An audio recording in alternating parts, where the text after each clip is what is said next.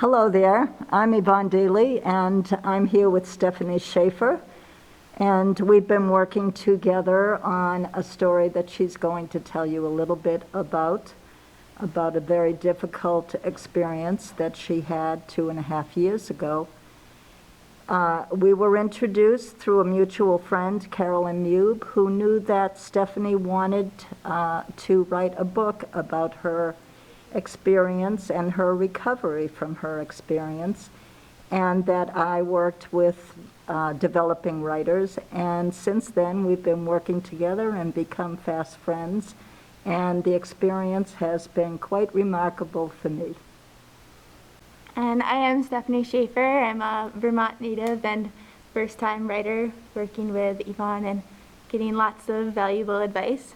I met Yvonne when I did a speech through the Rotary, and someone sat down with me and said, if you'd like to write a book, I know someone great that could help you.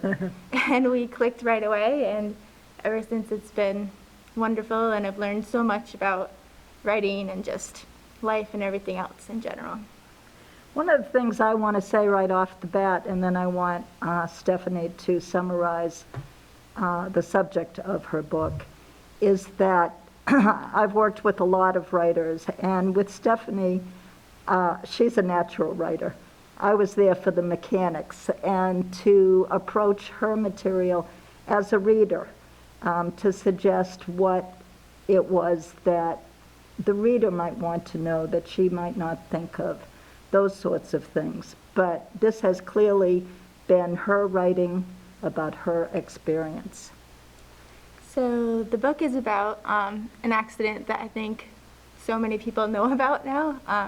In 2018, my family and I were on vacation in the Bahamas and were injured on a tour boat excursion.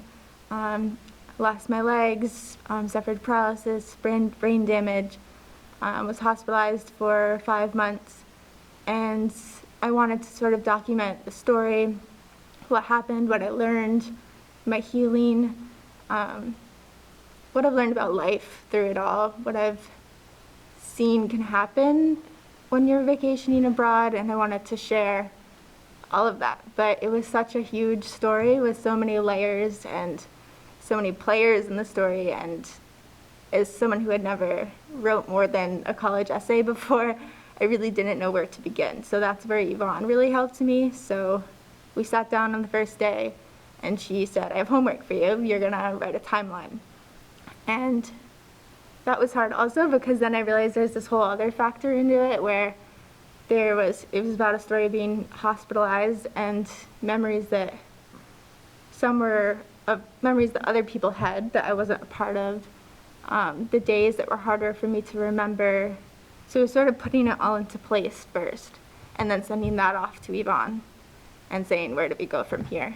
So I think what we did after that. When you take part in something like this, as this experience was, it's quite inspiring to be with Stefanie. And that is what made the process truly joyful. One of the things that I learned through the experience was that strength is internal, and that she had it from the beginning. It's what helped her to survive and then recover so well. And that strength comes through in the book, which is both things. It's honest. It tells how difficult and dark some of the days were, and some of the,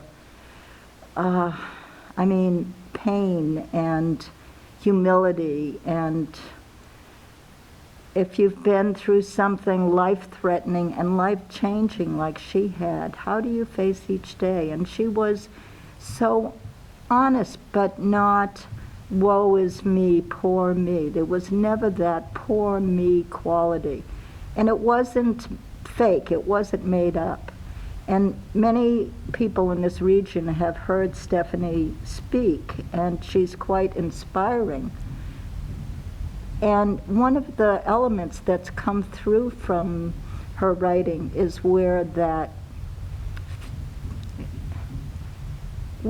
hope that she had throughout the darkest days comes from, and it comes from her family.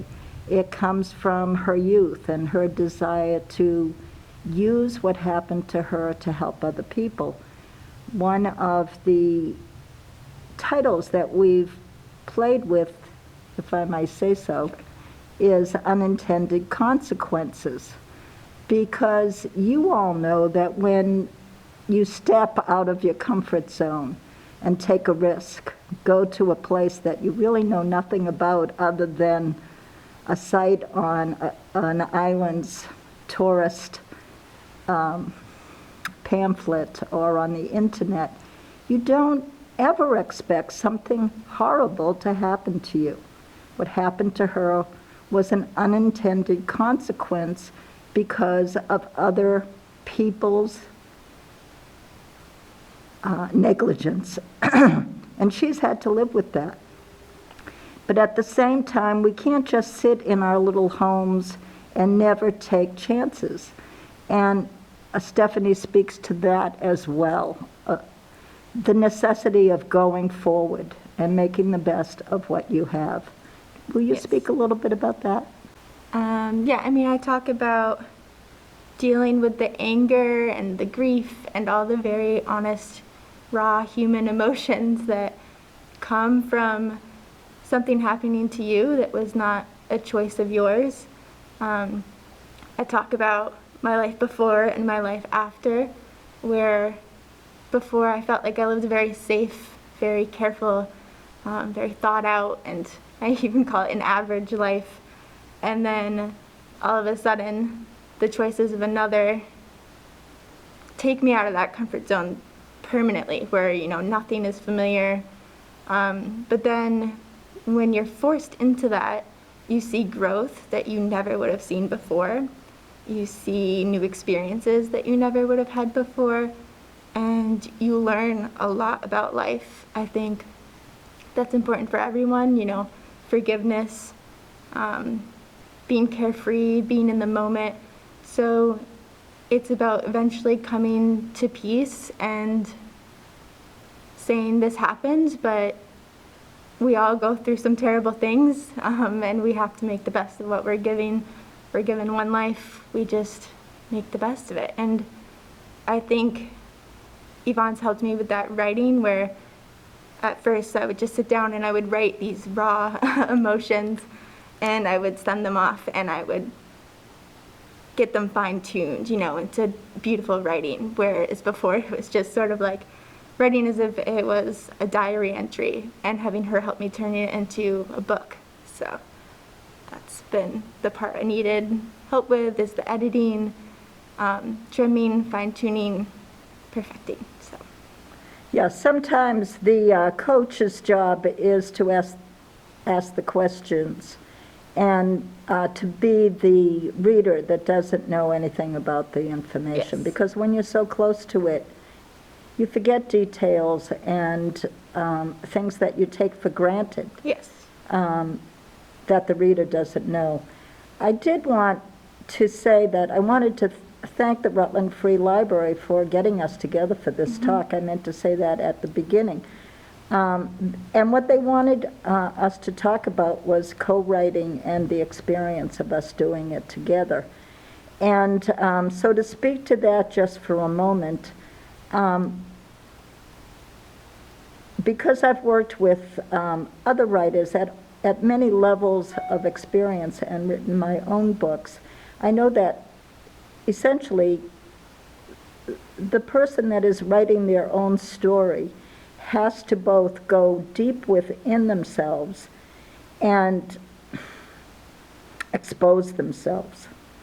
And that was one of the things that really struck me about you, Stefanie, is that you were capable of doing that in such a way that the sentiments and the experiences really came alive on the page. But rather than taking credit for yourself, you gave credit to the doctors and the therapists, particularly at Spalding. Yes. And you allowed us to come with you first on the journey. writing from before you left about your feelings about going on this particular holiday, which wasn't super convenient because you just moved into your first apartment. Yes. And your closeness to your family and how this was going to be such a special event to allow you to spend this time in a beautiful island, the island of Exuma, right? Yes. And share this time together. And then what happened? Something totally unimaginable and horrible. And yet, through it all, your family became closer.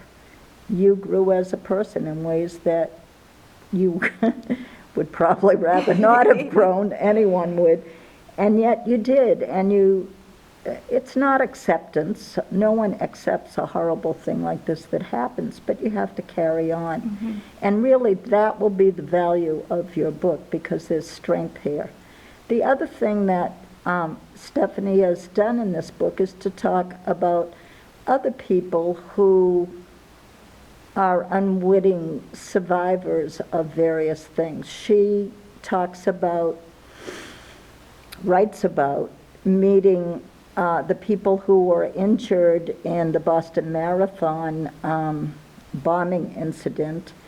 Many had leg injuries, somewhat similar to Stefanie, and seeing them several years after their injuries return to their normal lives, visiting one couple in their home, seeing how they had adapted their home to the realities of their physical bodies, I think really gave her strength and showed her that her story can help other people. Am I onto something there? Yeah. You're reminding me of both what I wrote and what I was learning while I was writing. So, like you said, I wanted to highlight everyone that helped me throughout the way. So I wanted to showcase the people that played these huge roles in my life, my recovery.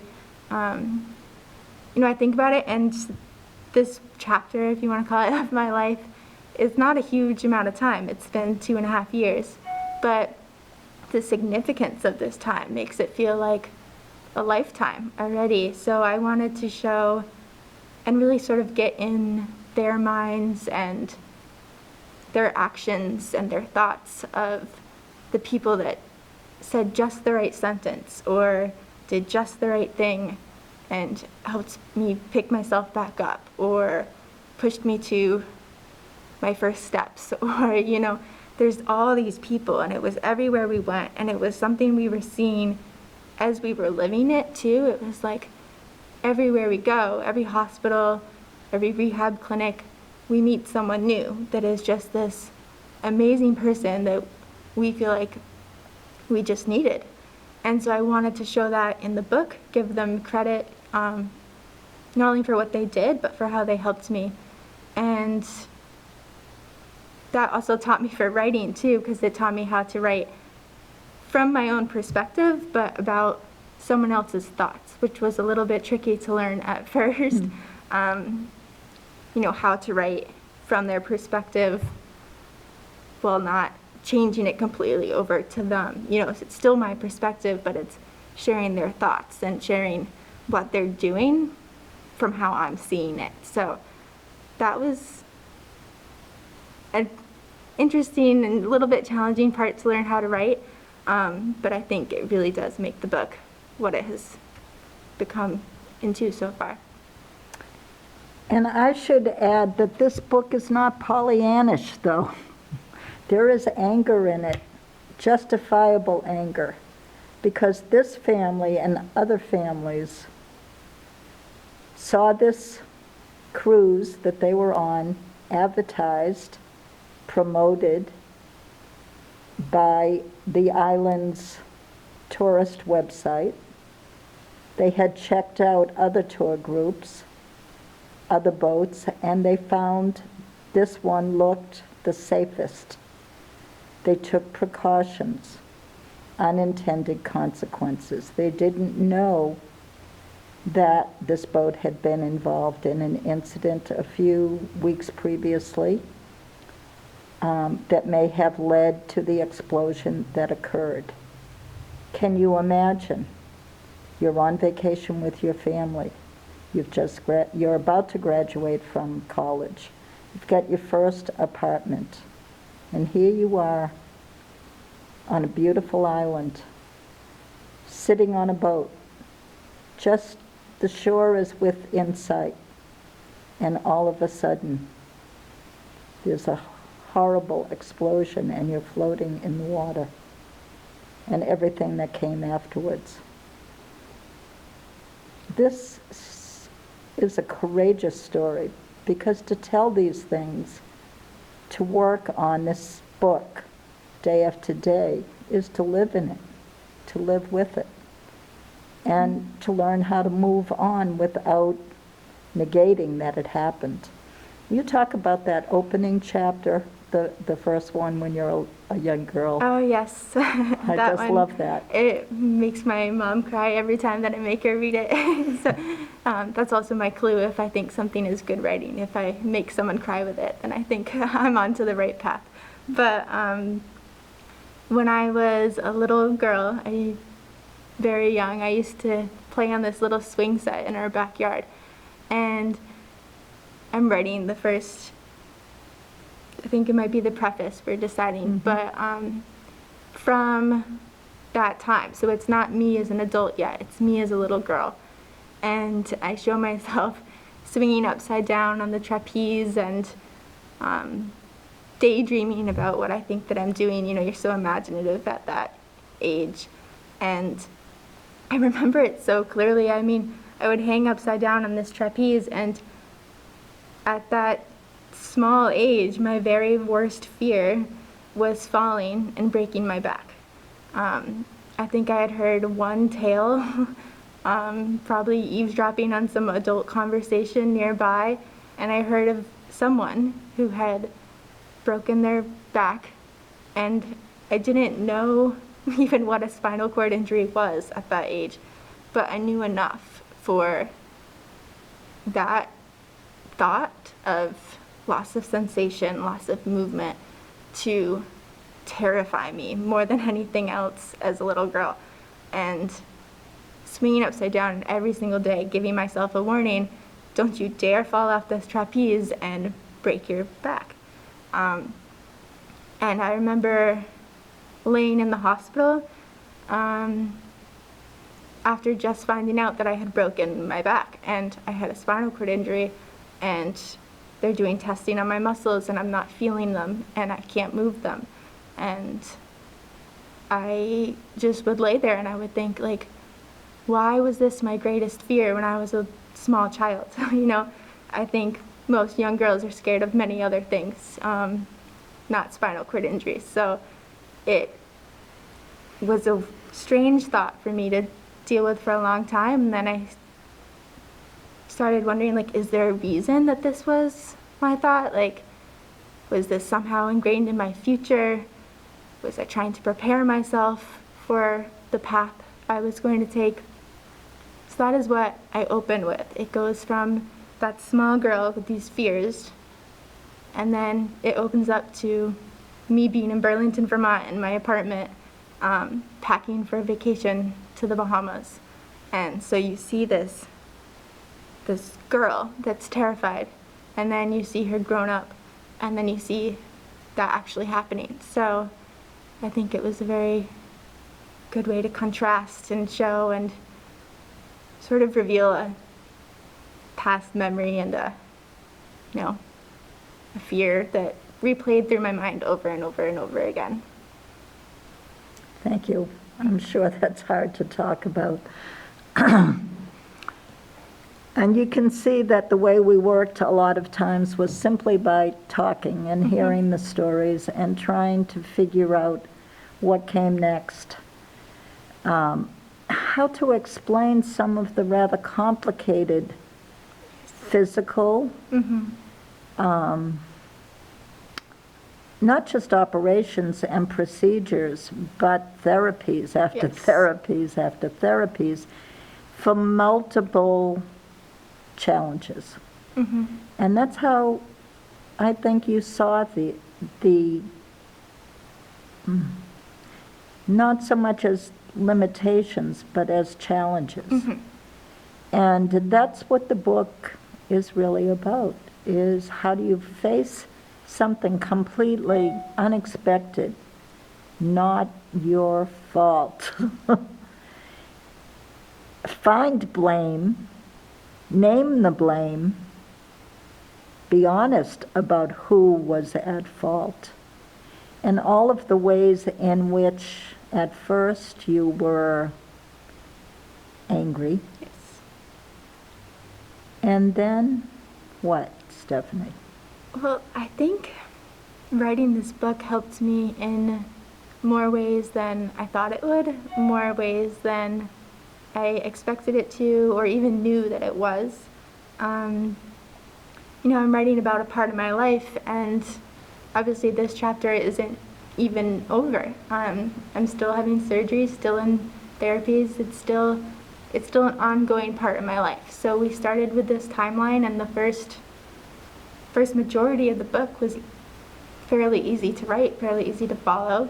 I knew what had happened. I tried to put myself back into each memory that I had, tried to recall the emotions I was feeling, whether it was good or it was bad. And I felt if I put myself into that past space, then I could write it accurately. But then it's sort of like, where do you end the book? Because I'm still going through it and I can't just keep rambling on forever. So as I was coming to the end, I realized it was an ending I had never predicted. Nothing I thought I would ever write or believe or have experienced. But it was as I was writing these chapters and reliving all of it all over again, I was working through it all again. It was so honest, and I felt like it was enough time because I would write it and then I would send it to you, and then it would come back to me, and then by the time that piece was finished, I had emotionally worked through it again, and it was on to the next one. So each piece, I felt like I lived it and I got through it all over again. But then we got to the end, and I realized that I had come to this state of mind almost where, even though it was still ongoing in my life, that the really raw emotions that I was writing out before had sort of all come to an end for me. The pain had come to an end. The anger had really come to an end. I had healed. I mean, not physically yet, obviously, but emotionally I felt like I had healed, and my family had healed from what we'd been through, and we're just living now without this chapter being all that there is in our lives, because for so long I felt like this was all that defined me. And so I think that writing about it is what really allowed me to find this content and this forgiveness, forgiving the world, forgiving myself, forgiving the people that I blamed for this happening, and just truly being able to move on. And I think that's how the book will end, and that is, I credit the book and our work for really helping me find this ending to the story.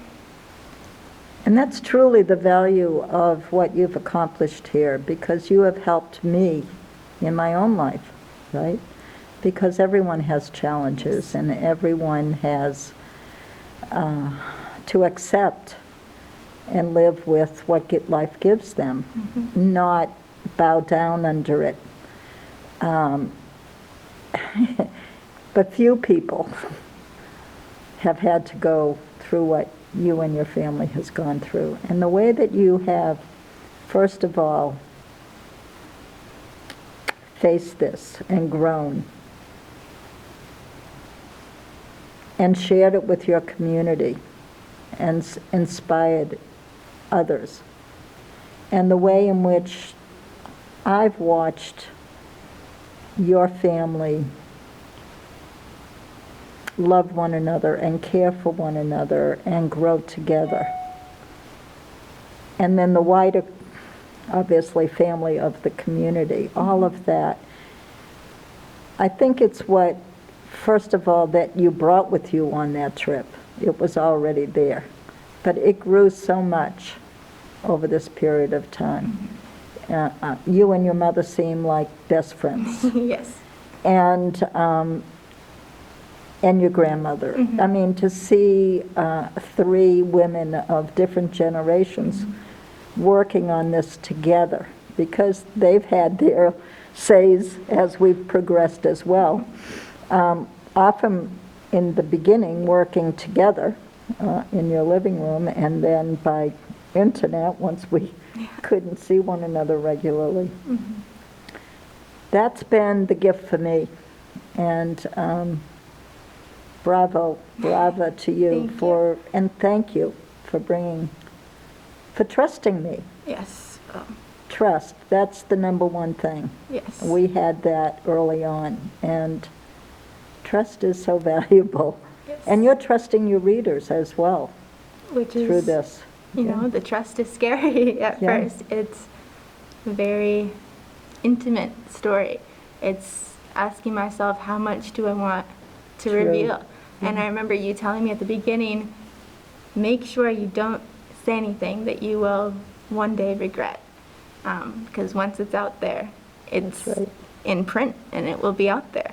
And I've kept that in mind, but I think also shared much more than I ever thought that I would. So it is all about trust. It's trusting yourself to be confident enough to share the more, I don't know if they feel embarrassing or, you know, whatever it is, but anyone who's been in a hospital knows that there are times that you are alone and you don't want people to know about. But I kept what you said in mind, and I also said, well, who might need to hear this? You know, so those are the two sort of sentences I weigh when I'm debating whether to add or remove a certain piece. But trust, definitely. So I should tell our viewers that we're in the final draft of the book. Yes.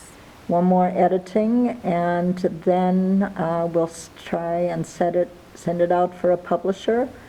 I have great hope that this book will find a home with a responsible publishing company, and that people near and far will be inspired by your story, but also learn from it. That question, unintended consequences. How do we live our lives when there is risk all around us, but we do not want to live a frightened life, a limited life? And that's what the story that you have told, Stefanie. Thank you. Thank you for all your help and for doing this. Obviously, a pleasure for me in Us as well. just spending time with you and Yes. your mom, and using what I have as well to help you. Yeah. That's all I have. Thank you.